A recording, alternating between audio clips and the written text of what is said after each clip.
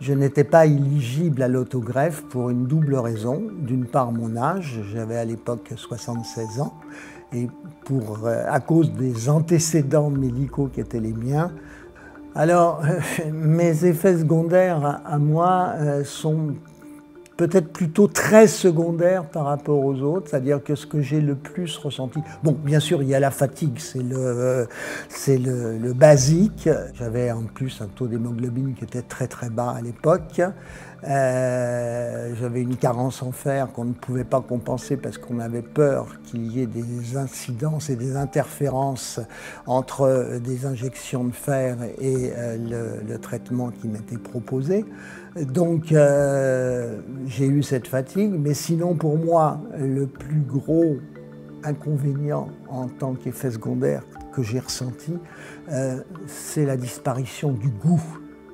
Oui, alors il y a pas mal de nouveautés et d'avancées pour ces patients non éligibles à autogreffe. Ce que l'on retient aujourd'hui, c'est qu'on divise un peu la population des sujets âgés en deux. Donc c'est les patients qui ont globalement plus de 65 à 70 ans.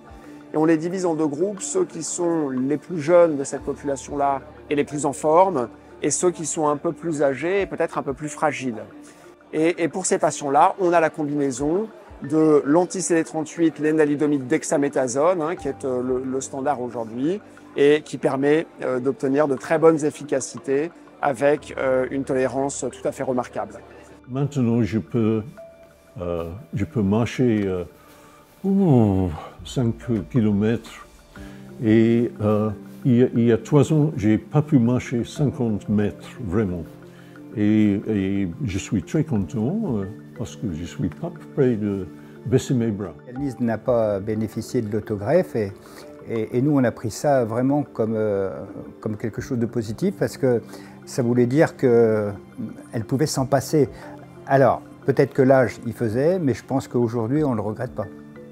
Ça a été l'apport des dernières études. On voit qu'un traitement qui combine 4 médicaments, l'anti-CD38, le bortezomib, le lénalidomide et la dexaméthasone, est bien toléré chez ces patients plus jeunes et en bonne forme et plus efficace que la combinaison à 3 médicaments. Donc ça va s'inscrire comme un nouveau standard de traitement pour cette population-là.